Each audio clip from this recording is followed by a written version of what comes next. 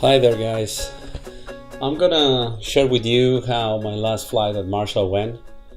It was last weekend, 4/28, and it was a very hot day with a lot of wind. So hopefully this can help you when you fly out there. So it's a very thermic day, nobody was flying quite yet. Maybe one guy took off before me.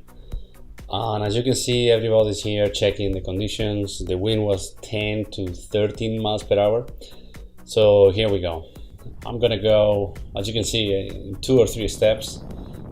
I was airborne. So here, as you can see, you can't see me because I'm leaning forward a lot in my harness, making sure that I load those A's. Right now that I am high enough, I started to seat and get comfortable, as you can tell. This kind of day requires a lot of active flying. You can see me grabbing the brake toggles a little more from the top, as you see, so I have better control of what's going on. Here, the first thing I do is fly away from the mountain. I want to make sure I understand what kind of air I have today. I knew it was going to be thermal. It was kind of hazy, so I knew there was a lot of heat in the air. Here you can see me checking the speed bar. This is one of those things that you know you will need today, especially if you get behind that reach. So, in these first minutes of the flight, I'm just making sure that I continue climbing steady and everything is looking all right. I had nearly 12 to 14 feet per second thermals here, so I'm climbing really steeply. And it's one of those days that if you are not on top of the wing, you're gonna get some kind of collapses and it's not fun. So you want to make sure you know what you're doing right away and be very active, look up often, make sure you understand when you are entering or leaving a thermal. So as you see here, I'm quite above a takeoff area, a Marshall, as you know. You will see it several times during the video. So I'm here spiraling, I'm quite high, nobody else has taken off, but you can start seeing some of the guys prepping their gliders now or hang gliders. So it was a promising day, and indeed, as soon as I took off, as you can see, I'm going up and up. So it might look pleasant here and kind of relaxed, but I am constantly feeling all the rocket, and I'm getting moved a lot here. I'm getting tumbled a lot, so I want to make sure I lock an angle and I start turning smoothly and kind of anticipating what this thermal is going to do, right?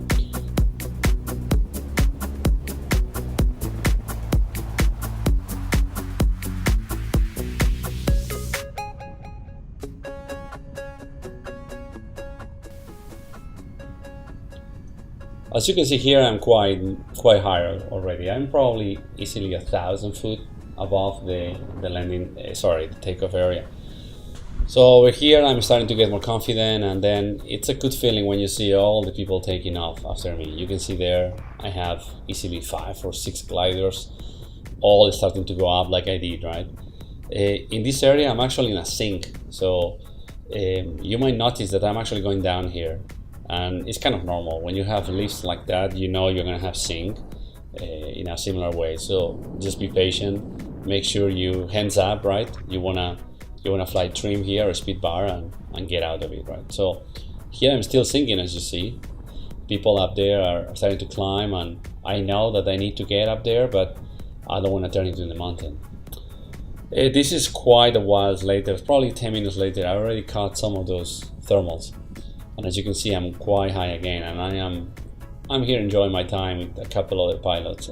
These guys on the left, it's 2 guys going on a tandem, so it's kind of cool seeing that, right? And how somebody's getting an amazing experience, right? Probably flying for the first time there.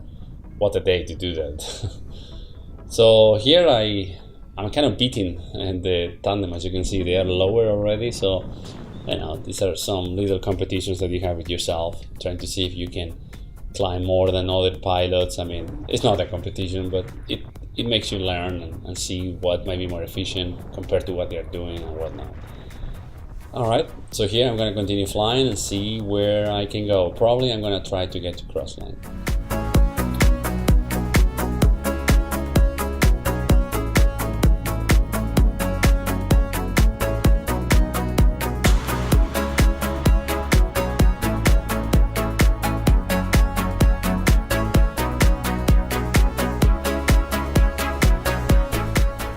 Here I am quite high already, probably 6,000 feet, around almost 3,000 above takeoff, and I saw these three pilots doing very well.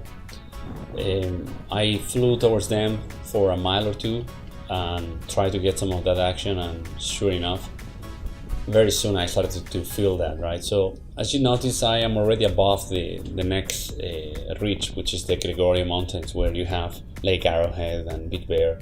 You can kind of see already Lake Arrowhead at the very end. You can see in blue there. So we are definitely getting high here.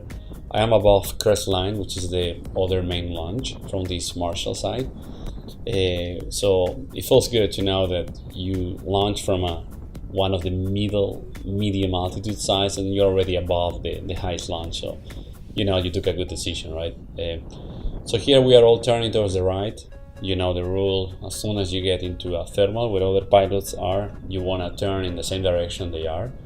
They have priority. They have been there before. However, now that I am down underneath, I have priority. So the moment that I get close to them, they have to start moving away, which is interesting because they can see me better than I can see them. So here you can see I'm still underneath them. In some minutes I will probably get above them, if I recall correctly. So that's very good. I mean, in the video here it doesn't seem to be very close, but you're actually very close to these pilots in real life, and you can actually almost talk to each other. So it's a very good feeling. As you can see here, we are still climbing. This is almost 7,000 feet, if I recall correctly. I don't know if that day the limit was much higher. I don't think that the ceiling was much higher than this.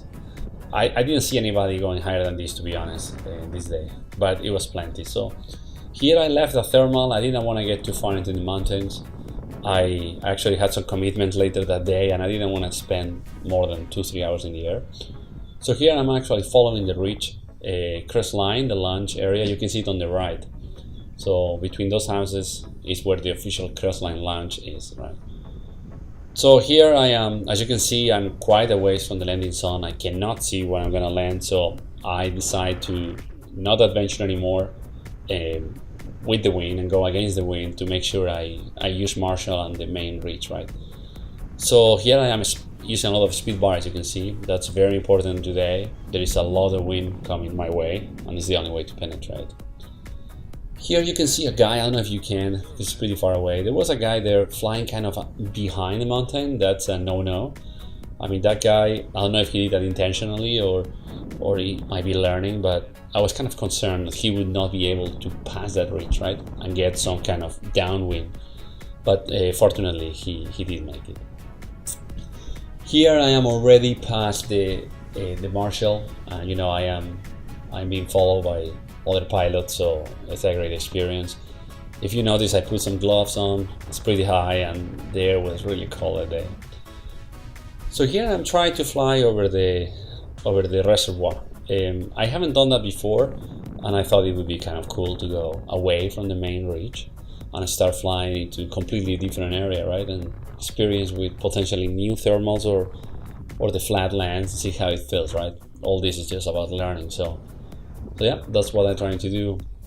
As you can see here, I am literally above the water, so I'm banking the glider, trying to get a better view of it. It's quite interesting how everything seems so so reachable, right? Even though you are miles away from where you took off. So here I'm flying over San Bernardino area. Here on the left you can see the campus from the main university, which is actually several minutes away driving from the landing zone. So it's surprising how quickly you get to places in the air, right? This is a small ridge that is probably 10 minutes driving away from the mountain. I was high enough, so I wasn't concerned to get away from the landing zone. I knew that I had plenty of altitude and downwind to go back, right, to the landing zone. If I was upwind of the landing zone, I would not feel comfortable here because I would have to use a lot of speed bar, and should the wind increase, that would be a problem. Here I am. I get the visit momentarily from, I believe, what seems to be a hawk. These animals are very important when you're up there. You see them very often, and they usually are flying better than you, right? They know where to go, they know where the thermals are, so I made a couple of turns and I followed it, and sure enough, my body was beeping really hard, so I was definitely climbing here. It was very, very interesting. Sometimes you can get lucky and they get really close to you.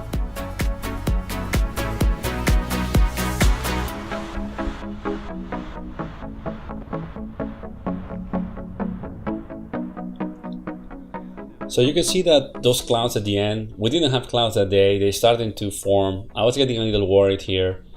I was very high and I continued to go up even when I didn't try. So I realized that there was a front coming in, the wind was increasing. So I decided to call it a day and say, all right, let's go back. I flew almost 3 hours, I'm tired. So I went back to the main ridge, and you can see the landing zone down there. So I'm trying to position myself for landing. But soon I realized that won't be easy, right? There is a lot of energy in the air. And even though I'm not intentionally trying to thermal anything, I'm still gaining altitude. So now in the following minutes, probably you will see me trying to bank a lot, almost spiraling at times, trying to shave some of this energy. But it definitely was complicated. Here you can see a cloud is forming above me. I can feel the air going up. Here I'm climbing really hard, probably almost 18 to 20 feet per second. That's 1200 feet a minute. That's pretty strong. So I realized that an entire new thermal is generating below me.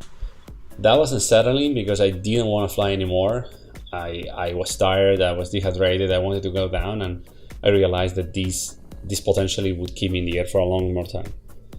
So eventually I flew forward, a speed bar, tried to get out of it, and hoping that the development of the cloud would just let me be and start sinking somewhere else. So here you can see another guy who was trying to do the same, trying to go down. Eventually everything went alright and I managed to land very smoothly, and it was a fantastic day. Around here is where my GoPro died. I can't wait, guys, for you to join me and start flying together. This was epic. Alright, see you very soon, guys. Thanks.